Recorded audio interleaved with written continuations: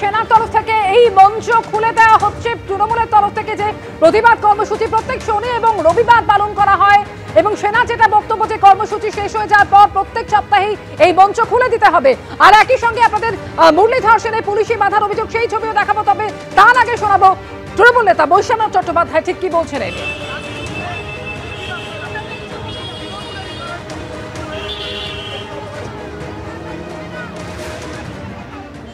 ওনারা বলছেন আমরা তো 5 বার টাকা জমা দিয়েছি, সিকিউরিটি মানি জমা দিয়েছি, আমাদের কাছে সমস্ত রসিদ আছে, আমরা পারমিশন পেয়েছি, প্রভিশনাল পারমিশন পেয়েছি, তা আমরা এখানে করেছি। বাঙালিদের ওপর যে অত্যাচার হচ্ছে, বাংলার মানুষের ওপর যে অত্যাচার হচ্ছে সারা ভারতবর্ষের অন্যান্য বিজেপি শাসিত রাজ্যে, তার প্রতিবাদে মমতা ব্যানার্জি 21শে জুলাইয়ের মঞ্চ থেকেই আন্দোলন ঘোষণা করেছিলেন।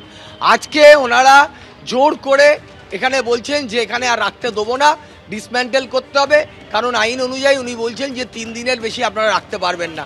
আমরা এর আগে যতবার করেছি ততবার প্রভিশনাল পারমিশন নিয়েছি, আমরা দেখুন চেয়ার সরিয়ে দিয়েছি, আমরা কাপড় সরিয়ে। আপনাদের কাছ থেকে কবে অবধি পারমিশন ছিল? 30 তারিখ। হ্যাঁ, আমাদেরকে পারমিশন দিয়েছেন, ওনারা দিয়েছেন, তারপর আবার আমরা অ্যাপ্লাই করেছি এই আগামী শনি রবিবারের জন্য আমরা পারমিশন অ্যাপ্লাই করেছি। ওনারা বলছেন এটা আবার খুলে দিতে হবে, খুলে ছাপা দিয়ে আবার নতুন করে প্যান্ডেল করতে হবে, যেটা 5-7 দিনের মধ্যে কতটা প্র্যাকটিক্যাল।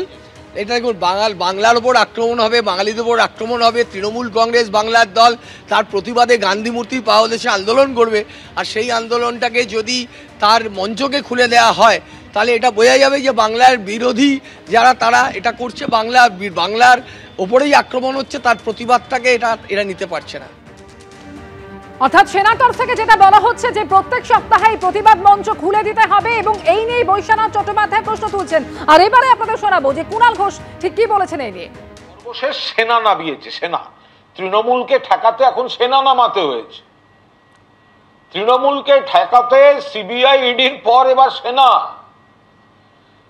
তো তারা গেছেন, এটা কি দৃশ্য? সেনা গিয়ে প্যান্ডেল খুলছেন। আইনে যদি কিছু বলার থাকে বলবেন, ডেকোরেটর প্যান্ডেল খুলবে, ডেকোরেটর প্যান্ডেল করছে, সেনা খুলছে কেন?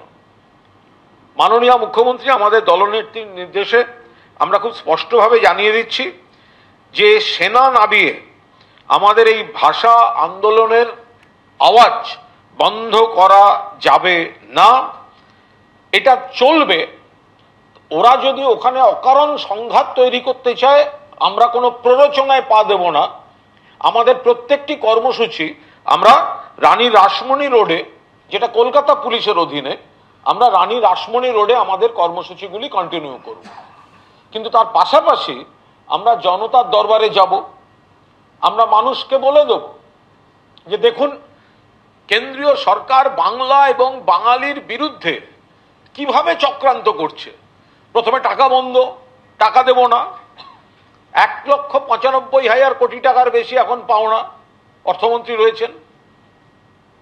এরপরে আরম্ভ হলো সব টিম পাঠাও, মানবাধিকার কমিশন, মহিলা কমিশন, তারপর বিভিন্ন দপ্তর থেকে টিম পাঠাও, তারপরে সিবিআই, ইডি, এনআইএ দিয়ে হ্যারাস করো। তাতেও ওনাদের কাছে যা রিপোর্ট, তাতে বিজেপি 30 ক্রস করবে না 2026-এ। সেই জায়গায় দাঁড়িয়ে মরিয়া হয়ে যখন দেখছে বাংলা ভাষা তাদের উপর আক্রমণ, পরিযায়ী শ্রমিক বাংলায় কথা বলে ভারতীয়, তাদেরকে বিদেশি বলে বিজেপি শাসিত রাজ্যে হয়রান করা, আটকে রাখা, ডিটেনশন, পুশব্যাক, তাতেও হচ্ছে না, তখন মরিয়া হয়ে ভাষা আন্দোলন দমন করতে সেনা নামিয়েছে।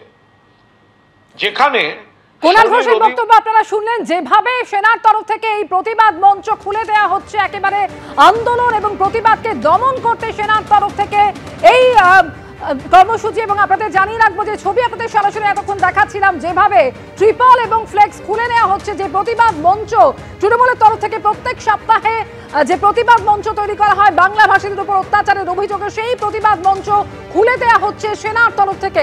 একেবারে প্রত্যেক সপ্তাহে শনি এবং রবিবার এই প্রতিবাদ কর্মসূচি পালন করে তৃণমূল কংগ্রেস। গান্ধী মূর্তির কাছে টানা মঞ্চ বেঁধে রাখা যাবে না, এমনই বক্তব্য সেনার।